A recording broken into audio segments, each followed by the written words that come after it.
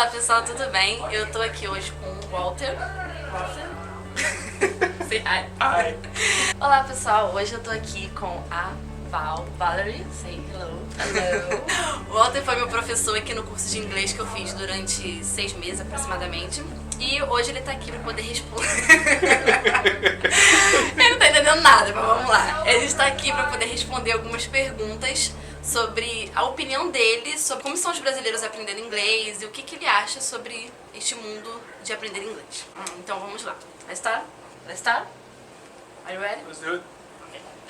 What do you think is the most difficult for Brazilians when we are learning English? Okay, the most difficult is really hard to say. I can tell you a few things that are really hard for every student. First of all, coming to the United States, you start in a completely new environment. It's not just learning English, it's learning a new life. A lot of students are here for the first time by themselves, for the first time doing their own laundry, buying their own groceries. Yes. That is hard for any student. And about the language? Depends on how familiar you are with English music, English movies. Some students have been speaking English and thinking in English, while others have only gotten from Portuguese and translating every single word. Depends on how engaged we are in the language before we come to here. I think that the one thing that I've noticed is the hardest is that the Portuguese is very similar to English, so it's very easy to get confused with the words because you want to automatically think of it in Portuguese. Yes. But you know it should be English, but it's kind of similar but not. Yes. So I think it's just that conversion. Sometimes it gets confusing. Yes. So I have not think about that, but it's true. yeah.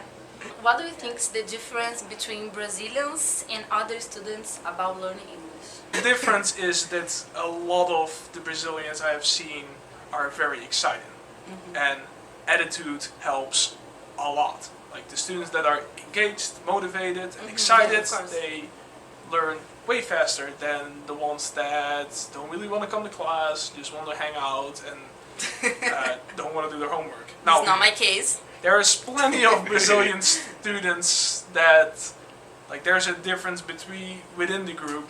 Some were more excited than others, some are more engaged than others, but Yes, always. now, on the other hand, the negative part, you guys came in a pretty big group, which means that Yes. a lot of them hang out together and speak Portuguese among themselves. Yeah, this is a problem. The difference is the students that speak English both at home and during the program and that really feel immersed in the language are the ones that succeed quicker. I can admit it's not good, but we do it all the time. Many of the Brazilians that we've had so far are not beginning students, right? They're already college students, so it's a little bit different. But do you think because the language is so similar, it's there a facility or not? Yes and no. Other students will say that the Brazilians have an advantage because the language is so similar, but as I just said, it's really difficult. Plus, there's so many Americans that speak Spanish, and a lot of people think that Brazilians speak Spanish. Yes. And the language is very similar there too, so it causes another level of conversion that. And what do you think Brazilians have more trouble, difficult about culture shock? And what is the most common thing that they complain about? Probably frustration with the way that Americans interact with them, or with food, or with Food, of course. and all we can do is talk to them about it, tell them it's normal, and maybe cook Brazilian food. Yeah, of course. If you want me to be really honest, Brazilians like to party more than a lot of Americans do. And they have to tone it down a little bit, Get focused on study. Yeah, but not everybody's that way. Yes, of course. So I know that it's hard to answer this, but how much time do you think people need to spend here to learn English, in fact, English?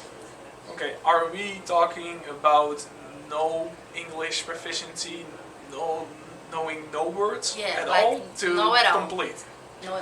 Well, our program, if a student is motivated the whole time and does all their homework and is engaged the whole time, we think that in 4 to 5 semesters you can go from knowing barely any words to having enough English proficiency to be successful at a North American university. But I think that in a year and a half you can succeed at an American university. Now if you're coming in like most Brazilians did here, it's 1 to 2 semesters, I think they will be successful. Studies say to become like a native speaker, it takes 5 to 7 years, honestly. But get a conversational English. Yeah, like conversational English, at least a year. 1 You year know, is especially if you about- come with no skills at all. English speakers are very used to non-native speakers, so you don't have to be perfect to be able to communicate and survive. So What do you think it's not good to translate words when we are learning English? That the teacher says this all the time. Because the more you think in English and the more you're doing the translating in your head and the more you're using English to answer English questions, the more you're working with the language and therefore the faster you learn language. Your teachers tell you do not translate things because they want you to immerse in the language and also to be able to communicate with other people. Once you translate everything, you might really know what a sentence or But a you story cannot- is saying, but that doesn't help you with your fluency. it's because you are not forcing yourself to actually learn. You're relying too much on your own language. I took Spanish as my second language in college, and I caught myself many times doing my homework with my translator. Google Translate. If there was not an app, I don't know if I would have survived. But I don't feel that I really acquired the language well enough. I made a good grade, but I have a nephew who's actually from like Honduras, and I can barely speak to him even though I got a good grade in Spanish. Don't you think it's important sometimes? It You get is the sometimes. exact meaning of the words. Not always the exact meaning. That's the good thing about English. One of the things, of course, you learn is how to use context clues and how to take words apart. And the exact meaning does not always work. Yeah, because sometimes we try to translate, but the word is not matching. It's not the same. No, and there's so many Meaning. words that have multiple meanings too, Yes. depending on what part of speech it is, or even if they're just using it as slang. So I think that the best translator is just asking. Do you think it's necessary to know something about English before coming to here to study? You can come here without knowing anything, but it definitely helps if you know some something. words. It doesn't hurt, but it's not necessary, you know. If you know no words in English and you cannot describe how you feel, you cannot describe what you like to eat, you cannot describe what you're trying to find. But do you think it's impossible It's to not. survive? I think with the technology nowadays, it's not impossible. It's possible, but difficult. I don't know if there's anyone in the world that doesn't know something about English a little bit. Yeah, it's difficult. Yeah, because it's everywhere. It doesn't matter what country you're in. You know, The there's- songs, the movies. Yes, so you know something. I'm actually completely amazed at how much students learn from television and music. Yes. Do you really think there's anybody that doesn't speak a word English? I think in Brazil it's impossible because we start learning English since we are very young. So Had a student about a year ago that I was sitting there talking before his placement test, and we were carrying on a pretty good conversation. And I said, wow, I said, how long have you studied English? And he says, I've never studied English. He says, I really like Grey's Anatomy. So he's watched every episode of Grey's Yes. Anatomy and came here well enough to speak with me, you know, in a good conversation. I love So- Grey's Anatomy. You know, you don't have to really know anything, especially the Brazilians. I've seen a lot of Brazilians come here and say, I never really studied English. And they say that to me just like that. Yeah, in English. In English. And I'm like, really? You have never studied English? Can you give, for the people who are watching us, some advice or tip for those who want to learn English by themselves? I would recommend, like it's kind of the theme of this conversation, immerse in English as much as you can. Watch movies in English with Portuguese subtitles, not in Portuguese. Listen to English music, kind of get into the way that people interact with each other. Well, there's a lot of internet sites that can help. There's a course like the Rosetta Stone, but that's very expensive. And I mean, if you need to learn a language very fast, that would probably be the way. But there's tons of YouTube videos. There are tons of ESL websites with activities and things. And the movies. Definitely the movies, the radio.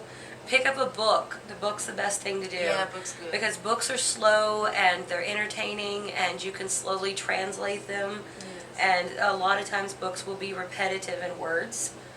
So you will get used to a certain set of vocabulary and start to build that. I do not believe that I learned English from my high school and elementary school teachers. Because explain, you are not American. No, I am from the Netherlands. My first language is Dutch. That's why I sound funny. No, I do not believe that the 1 day a week or the 2 days a week that I had English class, that was taught me English. I think what taught me English is because all movies and everything in the Netherlands is in its original language, but we subtitle it. You know, go online and find a friend who speaks English and practice that way. Yes, I did it a lot of times. Alright, thank you. You're welcome. Thank you so much. Alright. Now I will talk em português. Então, se vocês gostaram do vídeo, clique em gostei no vídeo e se inscreva aqui no canal. E é isso. Um beijo e tchau. Good avond. What does it mean? Good night. Alright. Um beijo. Bye. Tchau. Tchau.